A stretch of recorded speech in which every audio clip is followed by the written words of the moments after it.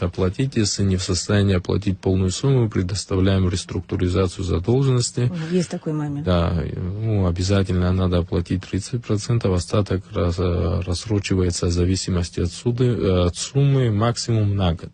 То есть 3 месяца есть, 6 месяцев, 9 и год. То есть предоставляем такую возможность. Прибегают к этой Да, возможности? очень много оппонентов воспользовалось реструктуризацией.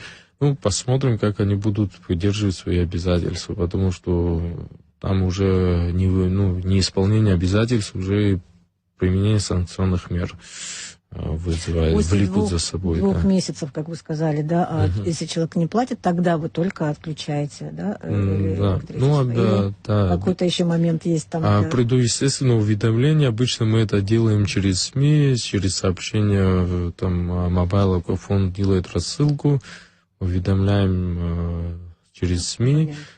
Есть, где мы точечно уведомляем уже официальным письмом, где есть прям тяжелые такие оппоненты.